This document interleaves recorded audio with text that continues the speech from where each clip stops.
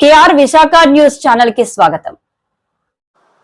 ఈ రోజున అన్న స్వర్గీయ నందమూరి తారక రామారావు జన్మదినం.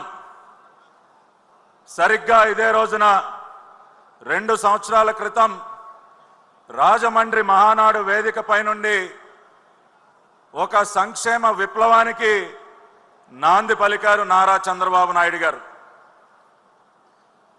ఆంధ్రప్రదేశ్ రాష్ట్రంలో సంక్షేమ పథకాలకి ఆద్యులు అన్న నందమూరి తారక రామారావుని స్మరించుకుంటూ ఆయన జన్మదినం రోజున సూపర్ 6 పథకాల ద్వారా ఒక సంక్షేమ విప్లవానికి నాంది పలికారు మన నాయకులు.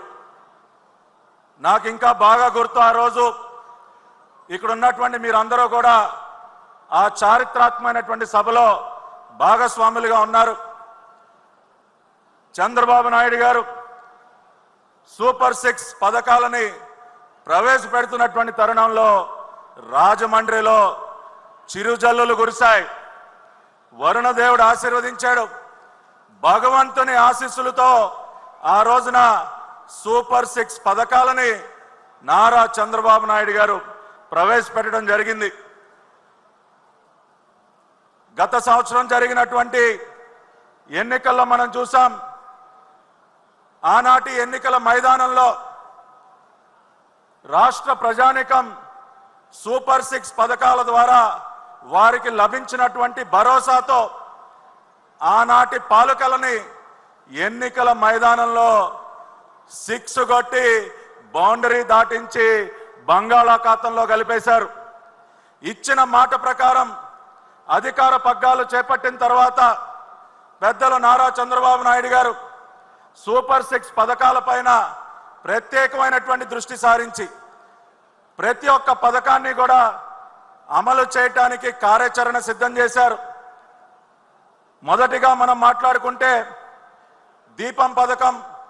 సూపర్ 6 పథకాలలో ముఖ్యమైనటువంటి ఈ దీపం పథకం ఒక్కసారి మనం గతాన్ని గుర్తు చేసుకుంటే ఉమ్మడి ఆంధ్రప్రదేశ్ ముఖ్యమంత్రిగా ఆనాడు నారా చంద్రబాబు నాయుడు గారు వంటగదిలో మహిళలు పడుతున్నటువంటి కష్టాన్ని చూసి వారి కష్టాలని తీర్చడం కోసం, కట్టెల పొయ్యల వద్ద వారు పడుతున్నటువంటి కష్టాలని తీర్చడం కోసం, ఎందుకంటే చంద్రబాబు నాయుడు గారు కూడా ఆయన చిన్నతనంలో ఆయన తల్లి పడినటువంటి కష్టాన్ని నేరుగా చూసినటువంటి వ్యక్తి.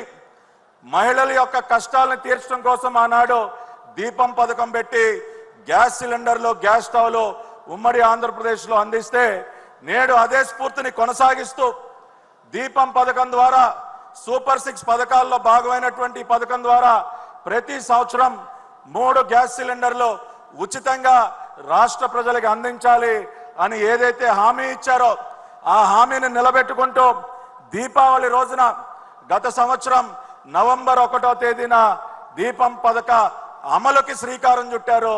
ఇచ్చిన మాటని నిలబెట్టుకున్నారు. దాదాపుగా 2684 కోట్ల రూపాయల వ్యయంతో ఈ దీపం పథకం అమలుకి ఈ రాష్ట్ర ప్రభుత్వం, మీ ప్రజా ప్రభుత్వం శ్రీకారం చుట్టినటువంటి మాట మీరందరూ కూడా గమనించాలి. అదేవిధంగా సూపర్ 6లో రెండవ అత్యంత ముఖ్యమైనటువంటి పథకం తల్లికి వందనం. మీరందరూ కూడా చూశారు గత పాలకులు చేసినటువంటి మోసం. ఇంటిలో ఉన్నటువంటి ప్రతి బిడ్డకి కూడా ఆర్థిక సహాయం చేస్తామని చెప్పి మాట మార్చి మడమ తిప్పి ఒక మోసకారి ప్రభుత్వం ఏ రకంగా రాష్ట్రంలో ఉన్నటువంటి తల్లుల్ని దగా చేసిందో మీరందరూ కూడా ప్రత్యక్షంగా చూశారు. కానీ ఈ రోజున మీ ప్రజా ప్రభుత్వం నారా చంద్రబాబు నాయుడు గారు ముఖ్యమంత్రిగా ఇచ్చిన మాటకి కట్టుబడి ప్రతి ఇంటిలో ఎంతమంది పిల్లలుంటే అంతమందికి కూడా తల్లికి వందనం పథకాన్ని అమలు చేసి ప్రతి బిడ్డకి కూడా 15,000 రూపాయలు ఇచ్చేటటువంటి పథకానికి వచ్చే నెల జూన్ 12వ తేదీన అంటే పాఠశాలలు తెరవక ముందే ఈ పథకం అమలుకి శ్రీకారం చుట్టబోతూ ఉన్నారు. గత పాలకులు కేవలం 5,000 కోట్ల రూపాయలు మాత్రమే ఆనాడు ఇదే రకమైనటువంటి పథకానికి ఖర్చు చేస్తే దానికి రెండింతలు తల్లికి వందనం పథకం ద్వారా ప్రతి బిడ్డకి 15,000 రూపాయల ఆర్థిక సాయం చేసే విధంగా 9,497 కోట్ల రూపాయలు ఖర్చు చేయడానికి వచ్చే నెల 12వ తేదీనే శ్రీకారం చుట్టబోతుంది మన చంద్రన్న ప్రభుత్వం. అదేవిధంగా మూడవ అత్యంత కీలకమైనటువంటి పథకం సూపర్ 6 లో భాగంగా అన్నదాత సుఖీభవ. గత పాలకులు రైతన్నలని ఎంత క్షోభ పెట్టారో ఇవాళ ఈ ప్రాంగణంలో వేలాదిగా ఉన్నారు రైతన్నలు. మిమ్మల్ని దగా చేసిందా లేదా? ఇస్తానన్నటువంటి సొమ్ములో సగానికి సగం కోత పెట్టి రైతన్నల నోట్లో మట్టి కొట్టింది గత ప్రభుత్వం. కానీ ఈనాడు మన చంద్రన్న ప్రభుత్వం ఇచ్చిన మాటకి కట్టుబడి అన్నదాత సుఖీభవ ద్వారా ప్రతి ఒక్క రైతన్నకి కూడా 20,000 రూపాయలు ఆర్థిక సహాయాన్ని అందించబోతోంది. ఈ పథకం కూడా వచ్చే నెల జూన్ మాసంలోనే ప్రారంభం కాబోతుంది. ఈ పథకం ద్వారా దాదాపుగా 50 లక్షలకి పైబడి రాష్ట్రంలో ఉన్నటువంటి రైతన్నలకి మేలు జరగబోతోంది.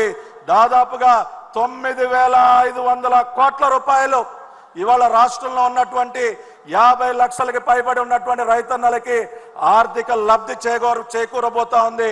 ఒక్కసారి గమనించండి మిత్రులారా, తల్లికి వందనం, అన్నదాత సుఖీభవ ఈ 2 పథకాల ద్వారానే దాదాపుగా 20,000 కోట్ల రూపాయల ఆర్థిక సహాయాన్ని మరి రాష్ట్రంలో ఉన్నటువంటి తల్లులకి రైతన్నలకి అందించబోతోంది మన ఈ ప్రజా ప్రభుత్వం. అంతేకాకుండా మరి మన నాయకులు నారా చంద్రబాబు నాయుడు గారు మీ అందరికీ తెలుసు మహిళా పక్షపాతి. ఆనాడు డ్వాక్రా సంఘాలు పెట్టి మహిళలని ఆర్థికంగా బలోపేతం చేయటమే కాకుండా ఎన్నో రకాలుగా మహిళల మేలు కోసం అనేక కార్యక్రమాలు చేపట్టినటువంటి వ్యక్తి.